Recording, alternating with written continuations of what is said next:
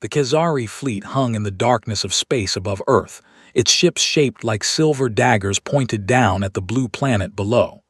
Commander Vexthar stood on the bridge of the flagship, his 4 eyes watching the planet with absolute confidence. He had conquered 12 worlds before this one, and each time it had been easy. Earth would be no different. "Begin orbital bombardment," he said, his voice calm and certain. Around him, his officers moved swiftly, inputting commands into their advanced control systems. The Khazari had technology that humans could not even dream of. Their weapons could destroy cities from space. Their ships moved faster than light itself. This invasion would take only a few hours. Far below on Earth, chaos erupted. Military radar systems detected the Khazari ships arriving in orbit, and alarms sounded across every continent. In underground bunkers and command centers, generals and presidents gathered to watch the impossible happen. An alien invasion was real, and it was happening right now. The first Khazari weapon fired. A beam of concentrated energy shot down through Earth's atmosphere and struck a military base in Nevada. The explosion was so powerful that it could be seen from space. Within minutes, more strikes followed. Military installations, communication towers, and government buildings erupted in flames across the United States, Europe, Asia, and everywhere else. The Khazari were systematic and efficient. Commander Vexthar watched the destruction with satisfaction. His sensors showed him cities being reduced to ruins, military forces scattered and confused. The humans below were panicking, exactly as he had predicted. There would be no organized resistance. In a few more hours, the planet would be theirs. Then the Khazari broadcast their message to every human on Earth. It came through every radio, every television, every speaker that still worked. The voice was cold and without emotion. "Humans of Earth, you are now under the military authority of the Khazari Empire. Surrender immediately and lay down your weapons. You have 1 hour to comply. If you do not, we will destroy your cities one by one until nothing remains but ash and bone. Surrender now and you will be spared. Resist and you will burn." The message ended, and silence fell across the planet. In government bunkers, military leaders looked at each other with expressions of desperate determination. In homes and streets, families held each other tight, wondering if this was truly the end of everything. But humans did not break easily. Within minutes of the message, orders began flowing through military channels. Armed forces that had been scattered reorganized. Communication networks that had been damaged were replaced with older, simpler systems that did not require computers. Soldiers who had been running in panic stopped and prepared to fight. And in cities across the world, ordinary people made a choice. They would not surrender. They would survive. General Sarah Chen sat in an underground bunker in Colorado, surrounded by screens and maps and officers in military uniforms.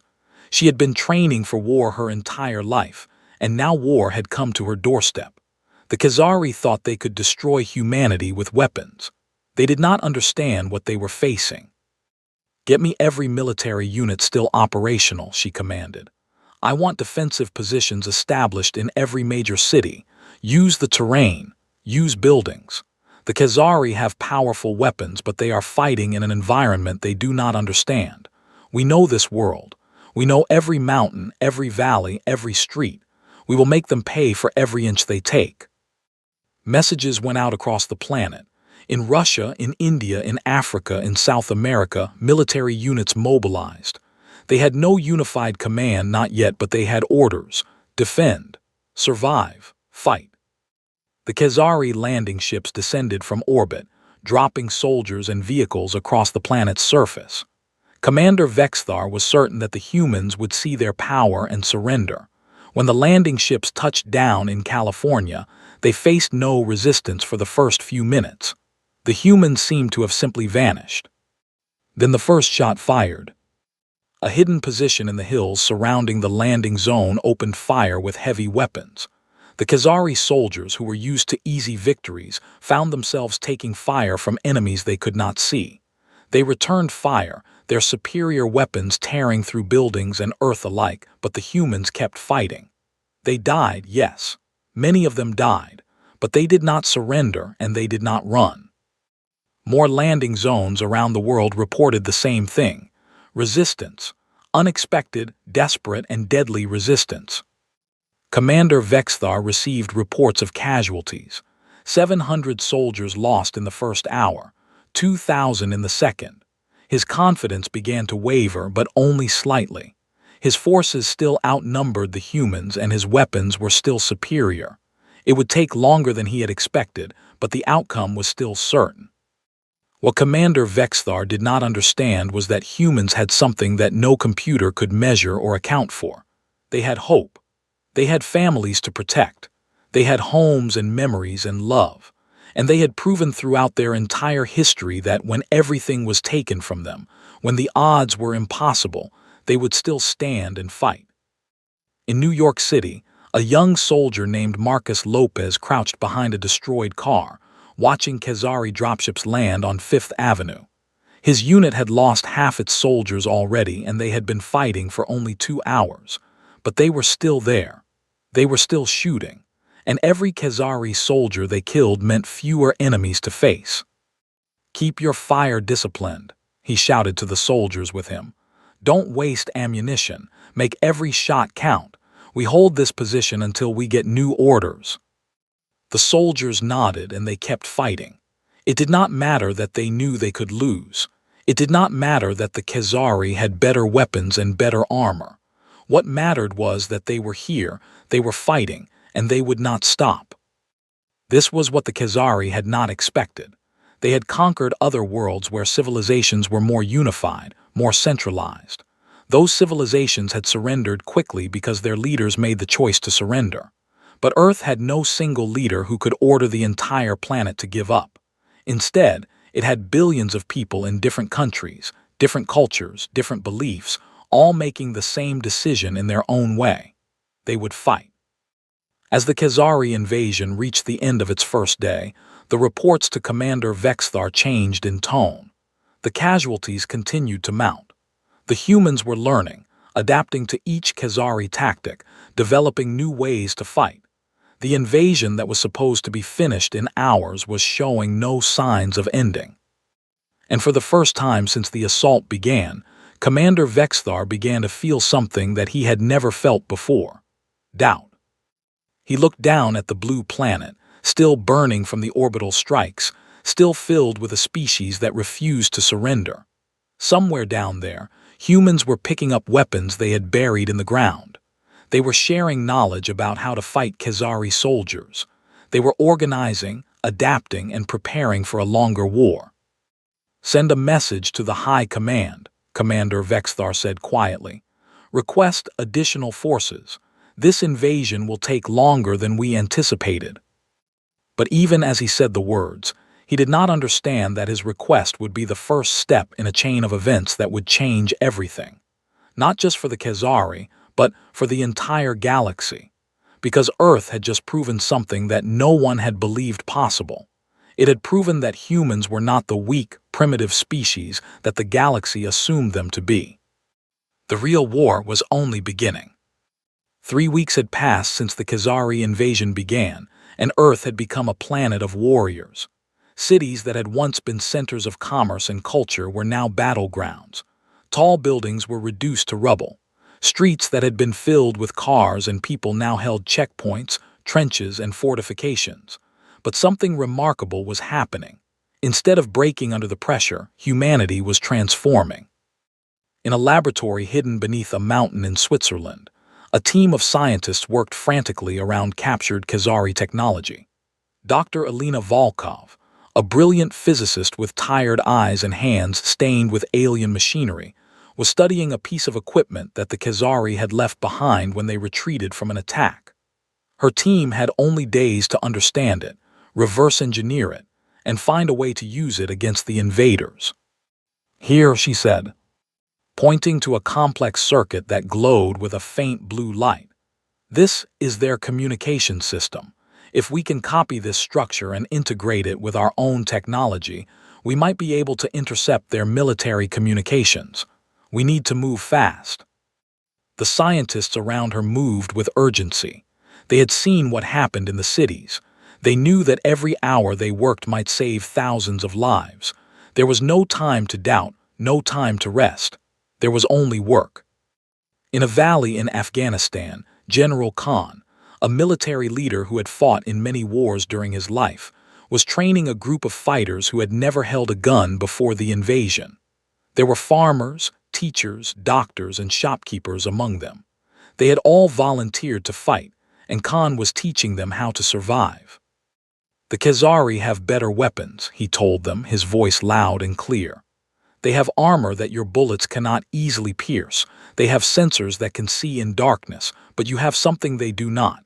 You have been living on this planet your entire lives. You know the land, you know the buildings, you know the people, and you have something inside that they cannot understand." He pointed to each of their hearts. "You fight for your families, you fight for your homes. That is stronger than any weapon." The young fighters listened, and many of them nodded. They were terrified.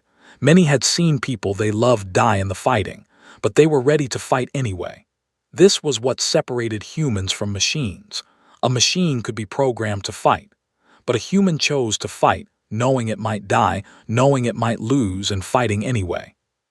Across the oceans, human navies that had once been spread out across the world were now coordinating for the first time in human history. Ships from different countries that had been rivals for centuries were now sailing together, sharing information, working as one force. A Khazari transport ship approaching the coast of Australia was caught in a coordinated attack from submarines and aircraft that attacked from different angles, using tactics that the Khazari had never faced before. "Their ships are powerful," said Admiral James Morrison, watching the attack from a command ship. "But they are not used to fighting on water. They come from space. We have had thousands of years to learn how to fight on this planet. We will teach them." The transport ship exploded in a burst of fire and sank into the ocean. It was a victory, but an expensive one. 2 aircraft were lost and 50 sailors died. The cost of resistance was terrible, measured every day in blood and loss. But it was also measured in determination. The Khazari killed thousands, but thousands more stood up to take their place. In North America, a team of hackers and computer experts had managed to access a Khazari network. They were young, mostly, raised in the digital age. They understood computers in ways that older generations did not, and now they used that understanding as a weapon. They did not have guns, but they had knowledge, and knowledge could be just as deadly. "I am inside their supply management system," said a young woman named Sarah, her face illuminated by the glow of multiple computer screens. "Their food, their ammunition, their medical supplies. Everything they send to their forces goes through this system. If we shut it down, their soldiers will start running out of everything they need." Her team worked together, each person understanding their role. They created false orders, redirected supplies, created chaos in the Khazari logistics network. It was not a dramatic victory that would be celebrated in movies, but it was real and it mattered. Khazari soldiers in the field began to run low on ammunition. Medical supplies never arrived. Food shipments disappeared. The Khazari commanders were confused. They had superior numbers and superior weapons, but their soldiers were beginning to starve. They began to make mistakes, becoming desperate and brutal. They started destroying cities completely, trying to break human resistance through fear and destruction. But fear did not work on humans the way it was supposed to. Instead of breaking, humans became even more determined. When a city was destroyed, people from that city joined the resistance in other locations. The destruction only created more soldiers, more fighters, more reasons to fight. Dr. Volkov's team succeeded in cracking the Khazari communication system. Within days, human military leaders knew where Khazari forces were moving, what their plans were, and what their weaknesses were. The humans were no longer fighting blind. They were fighting with knowledge. In a hospital in London, nurses and doctors worked without sleep to treat the wounded. There was no medicine left from before the invasion. They were using supplies captured from Khazari medical stations, learning how to use them through trial and error. A woman gave birth to a baby while missiles fell outside the hospital. The child came into the world during an alien invasion, and the doctors and nurses protected that child with the same dedication they gave to every patient. These were the stories that defined the resistance. Not just battles and weapons, but ordinary people doing extraordinary things. A farmer grew food in secret tunnels. A teacher taught children in darkness so that humanity would not lose its future. A musician played in the rubble to remind people that beauty still existed.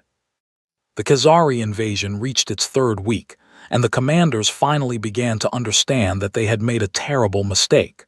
They had expected a quick, clean victory. Instead, they had awakened something in the human population that would not sleep again.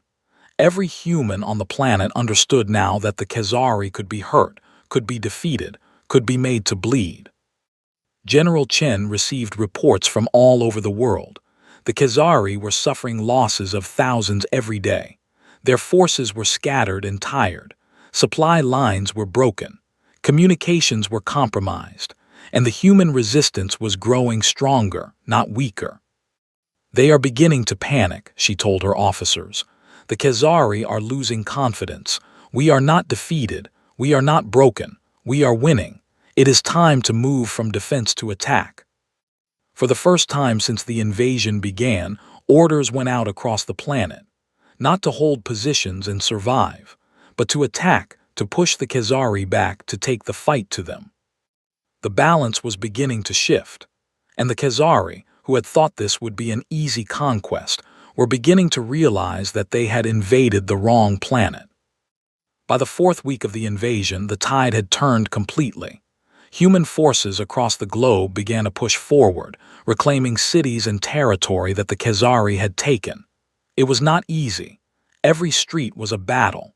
Every building had to be fought for. But with each victory, the human resistance grew stronger and more organized. In a command center in Geneva, something remarkable was happening. For the first time in human history, a truly unified global military command had been established. General Chen from America, General Khan from Afghanistan, Admiral Morrison from Australia, and dozens of other military leaders from every nation worked together in perfect coordination. They shared intelligence, coordinated attacks, and planned strategy for the entire planet. The Khazari made a fundamental error, said General Chen, pointing at a map with dozens of markers showing Khazari positions. They believed that because we had no unified government on Earth, we could not coordinate on a large scale. They did not understand that we could unify ourselves when we had to. We did it in days. Now we fight as one species, not as divided nations. The unified command allowed for complex military operations that would have been impossible before the invasion.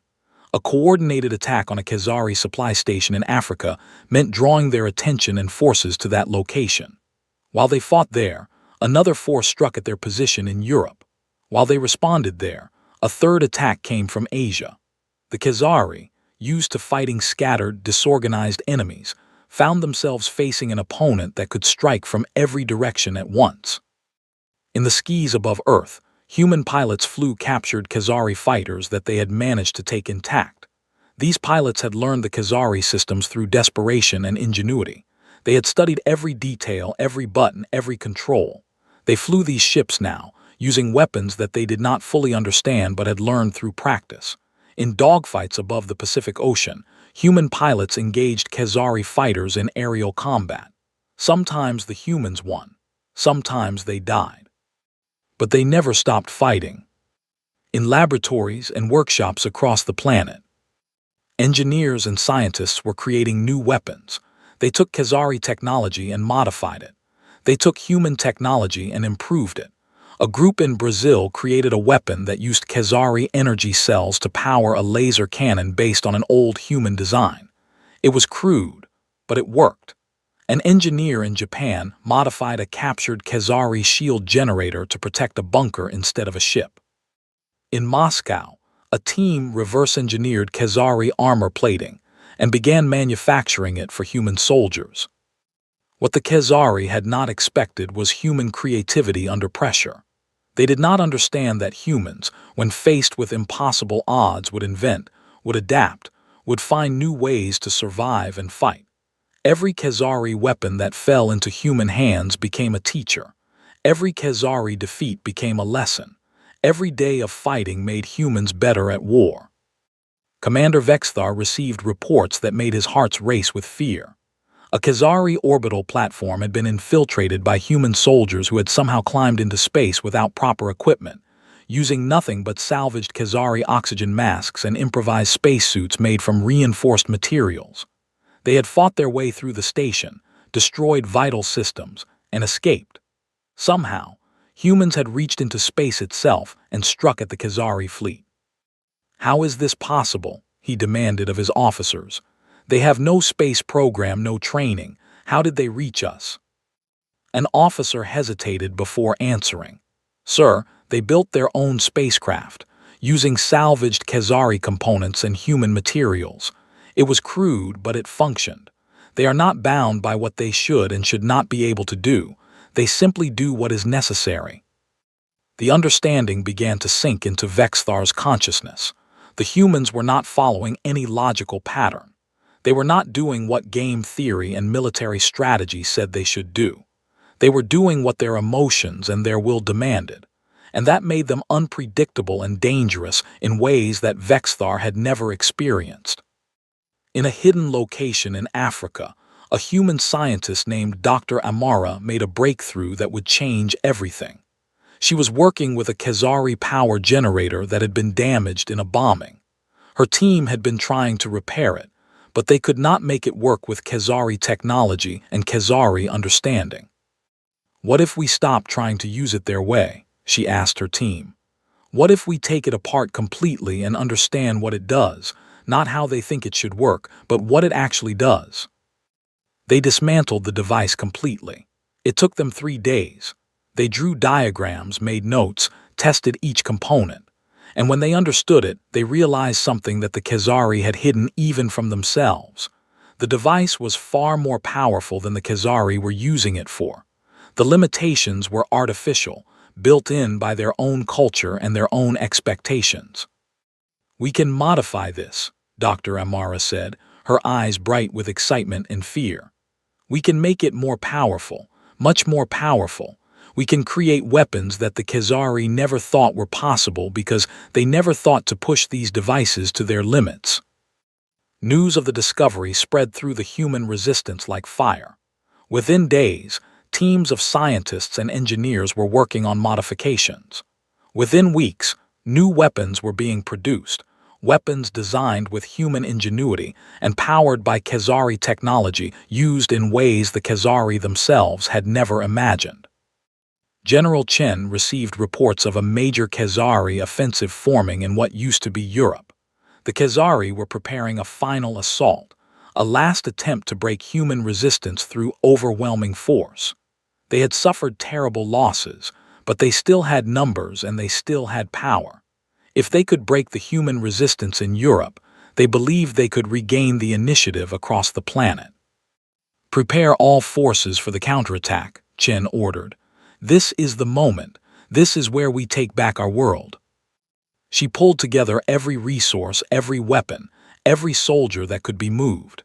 Human forces from 3 continents converged on the battleground.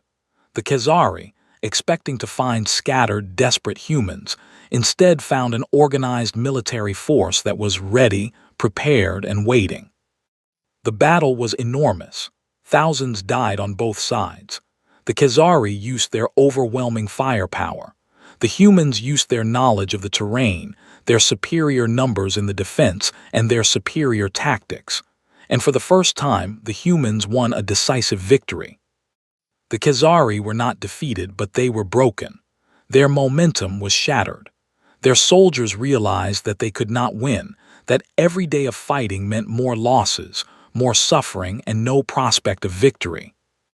In his command ship, Commander Vexthar made a decision that he should have made weeks ago. He began to withdraw his forces. The invasion was over. Earth had not been conquered. Instead, Earth had conquered its invaders, or at least driven them from its soil. But as the Khazari ships began to climb back toward orbit, the full horror of their defeat became clear. Thousands upon thousands of soldiers would not be coming home. Military equipment lay destroyed across the planet. And the humans, instead of being broken and enslaved, were standing victorious and growing stronger every moment. Vexthar understood now what the galaxy would soon discover. Humans were not weak. They were not primitive. They were something far more dangerous. They were a species that, when facing extinction, would become unstoppable. The Khazari fleet jumped to faster-than-light speed and began the journey home, leaving behind a defeated invasion force and a planet that was already beginning to heal. On Earth, humans did not celebrate immediately. First, they mourned. They counted their dead, and the number was terrible. Millions had died. Entire cities had been destroyed. But they had survived, and they had won. In the months that followed, Earth began to recover. In the ruins of New York, engineers started rebuilding. In the destroyed fields of Europe, farmers replanted crops. In hospitals around the world, doctors and nurses continued to save lives. And in laboratories and command centers, scientists and military leaders studied the technology that the Khazari had left behind. The Khazari survivors who had been captured were questioned about the invasion. Most were soldiers, and they were traumatized by what they had experienced. But some were officers, and they were willing to talk about why the invasion had failed. The humans did not think like us, one Khazari officer told his interrogators. We calculated probabilities. We expected them to surrender, but they did not.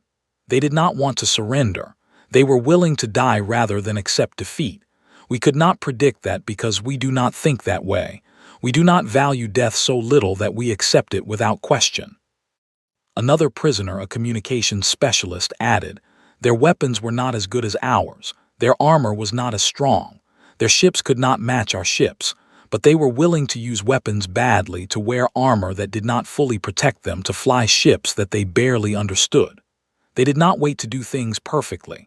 They did things quickly and they learned from failure. We are trained to avoid failure. They are trained to survive it." The reports reached the Galactic Council, and shock rippled through every member species.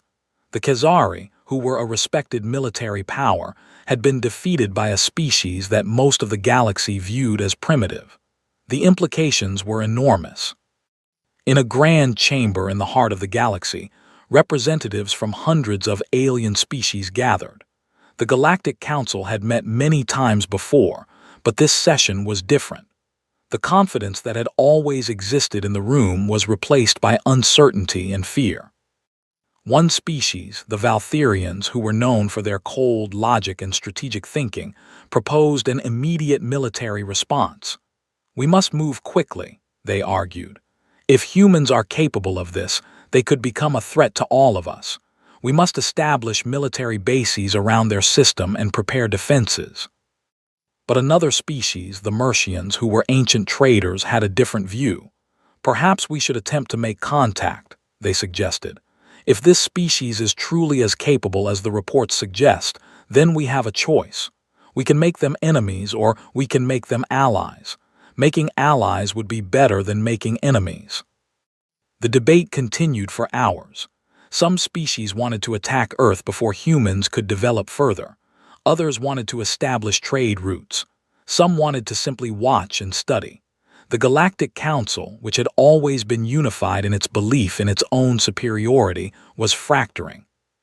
Back on Earth, humans were beginning to understand the bigger picture. The Khazari were not the only alien species in the galaxy. There were hundreds, perhaps thousands. And now that humanity had proven itself capable of fighting back, how would these other species respond? General Chen, now recognized as the leader of human resistance and the first commander of the unified human military, stood before the assembled leaders of Earth's nations. The United Nations, which had existed for over a century but had never truly united the world, was now the place where real global government was being born. "We have survived," she told them. "We have won, but our survival means something bigger now. We are no longer an isolated species on an isolated planet. We are part of a galactic community, whether we want it to be or not. And that community is watching us very carefully. The world leaders listened, and they understood the weight of what she was saying. Earth could no longer hide from the galaxy. Earth could not return to what it had been before the invasion. The species had to move forward, had to grow, had to prepare for whatever came next. We need to establish contact with other intelligent species, Chen continued. We need to understand what the galaxy is like, who lives in it, and what threats we might face. We also need to continue studying the Khazari technology. We need to develop our own technology, our own weapons, our own capability to defend ourselves and to explore. We need to prepare to leave this planet and take our place in the stars. The leaders agreed, though some were afraid of what that might mean. But the decision was made. Humanity would not retreat into isolation. Humanity would move forward. Scientists and engineers who had been working on reverse engineering Khazari technology received new orders. Instead of just trying to defend Earth, they were now tasked with creating the foundation for human space exploration. Laboratories that had been hidden in mountains and bunkers were brought into the open. The best minds of the planet were united in a single project: create human spacecraft capable of leaving Earth. In the months that followed, an incredible thing happened. Different nations that had been rivals for centuries began to share their scientific knowledge freely. A breakthrough in propulsion systems made by Russian scientists was immediately shared with the Americans, who shared their work on weapon systems with the Japanese, who shared their work on computer systems with researchers from every nation on Earth. War had united the world in survival.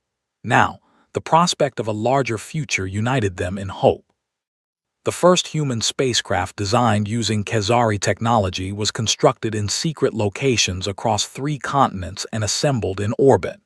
It was crude compared to Khazari ships, but it was built by humans, using human engineering, carrying human dreams.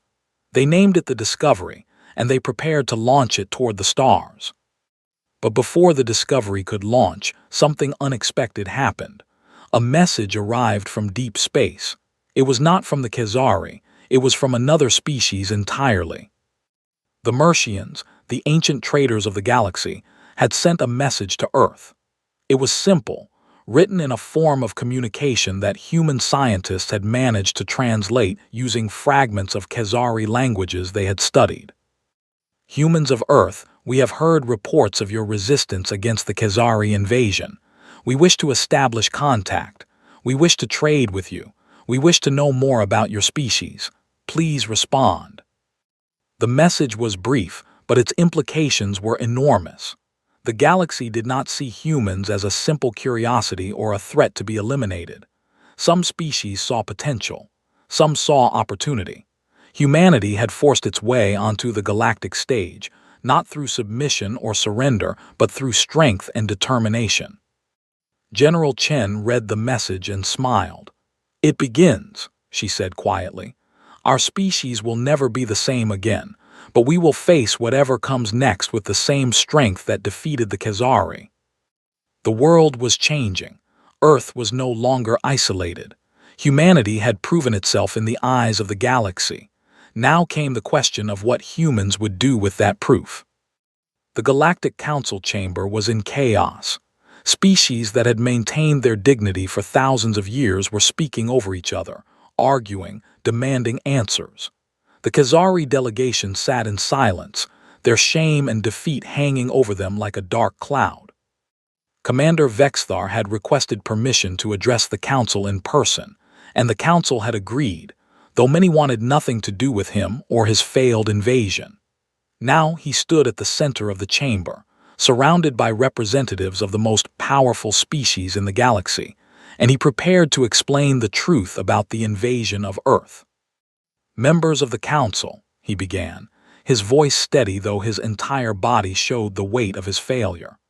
"I stand before you to report the details of the Earth invasion and to explain how a species that we considered primitive was able to defeat a modern military force." The chamber fell silent. Even the Valtherians, who had been arguing most loudly for a preemptive strike against humanity, stopped talking to listen. When we arrived at Earth, Vexthar continued, we expected a quick surrender. The humans had no unified government, no central command structure, no advanced military technology. By every logical measurement, they should have surrendered within hours. They did not. He paused, choosing his words carefully. Instead, they united, not through government command or military order, but through something deeper. Every human on that planet seemed to understand without being told that they had to fight or die. They organized themselves. They adapted to our weapons. They learned our systems faster than should have been possible, and they were willing to die, not because they were stupid or illogical, but because they valued something more than their own survival. An ancient Mercian asked, what did they value more than survival? Their world, Vexthar said simply. Their families, their homes, their species. When we threatened these things, they became something we could not stop. They were not thinking about the odds. They were not calculating the probability of victory. They were simply fighting for what they loved. A younger species, the Thyrillian, spoke up. Can you provide examples of their tactical innovations? Vexthar nodded and began to describe the details. How humans had reverse-engineered Khazari technology and modified it in weeks. How they had used their inferior weapons with greater creativity than the Khazari had used their superior ones. How they had hacked into computer systems using nothing but captured equipment and intelligence. How they had organized a global military command despite never having had such a thing before. How they had coordinated attacks across multiple continents with perfect timing. They are different from us, Vexthar said. We are logical, we follow our training, we obey our orders, they are adaptable. They ignore what should be possible and do what is necessary. We prepare for war, they wage war. There is a difference, and that difference is why they defeated us. The Valtherians began arguing again, but now their argument was different. Instead of debating whether to attack Earth, they were debating what Earth might become if given time to grow and develop. They have access to our technology now, one Valtherian said with clear fear. They will improve it. They will develop their own. In 50 years, in 100 years, they could become the most powerful species in the galaxy. A Mercian response was immediate. Or we could establish peaceful contact and trade with them. We could learn from them. Their creativity, their adaptability, their willingness to innovate. These are qualities that would benefit all species. No, said another species, the cold, logical philosophers. We must understand them first. We must study them and learn exactly what makes them capable of what they did. Then we can decide how to proceed. The debate continued, but Vexthar was no longer listening. He was looking at a screen that showed a transmission from Earth. A spacecraft was being launched into space. It was crude, obviously built by a species that had only just begun to explore beyond their planet. But it was functional. It was carrying humans toward the stars. Members of the Council, Vexthar interrupted, his voice cutting through the debate. Humans are coming, not as prisoners or as conquered people. They are coming as a new power. They are coming as explorers and traders and perhaps, eventually, as warriors again. The question is not whether we should attack them. The question is whether we should welcome them or fear them. He paused and then said the words that would change everything. I recommend that we do nothing. We leave them alone. We watch. We wait. And we pray that they do not decide to explore the stars with the same ferocity that they defended their world. The entire Galactic Council fell silent in horror. The implications of his words settled over them like a weight. They had spent millions of years assuming their own superiority. They had watched younger species develop, had guided them or destroyed them as seemed necessary. They had maintained their power through military might and technological advantage. But now there was a species that had proven it could not be easily conquered. A species that adapted faster than anyone had thought possible. A species that cared so little for surrender that they would fight to the last person. A species that was now in possession of advanced technology and the knowledge of how to use it. A species that would soon be capable of leaving their planet and exploring the stars. "What do they want?" asked one of the older members, a being of pure energy who had existed for countless centuries. "Have they made any demands? Do they want territory? Do they want to join the council? What do these humans want?" "We do not know," Vexthar admitted. "We have not attempted to communicate with them beyond the invasion. If we are wise, we will do so now, before they are strong enough that our communication becomes negotiation instead of discussion between unequals." The council began to divide into groups. Some species were already preparing treaties. The Mercians were organizing a trade delegation. Others were quietly preparing defensive measures. Some were simply watching and waiting. The unified authority of the Galactic Council, which had always been absolute and unchallenged, was fragmenting under the weight of a single uncomfortable truth. Humanity had proven that they could not be controlled, could not be easily defeated, and should be respected. Back on Earth, in the command center where General Chen stood watching her people work, a message came through the communications system. It was from an alien species, the Mercians, requesting peaceful contact and trade. Chen read the message and smiled. The invasion was over. The war was won. But something new was beginning, something larger and more significant than any military victory. Humanity was entering the galactic stage. "Prepare a response," she ordered. "Tell them we are ready to talk. Tell them that humanity comes in peace, but that we are prepared for anything. Tell them that we are ready to take our place in the stars." The message was prepared and sent out into the darkness of space. And as humans worked to rebuild their world and prepare for the future, the stars above seemed brighter, full of possibility and danger in equal measure. The Khazari invasion had been a turning point, but it was not the end of humanity's story. It was the beginning of humanity's journey into the greater galaxy, carrying with them the qualities that had allowed them to survive: creativity, adaptability, the will to fight for what they believed in, the strength to stand against overwhelming odds. These qualities would define humanity's future among the stars. And somewhere in the galaxy, other species were beginning to realize what they had always overlooked: that the most dangerous power in the universe was not the biggest weapon or the most advanced technology. It was a species that refused to surrender, refused to break, and refused to accept defeat. That species was humanity, and they had just announced their arrival to the galaxy in the most dramatic way possible.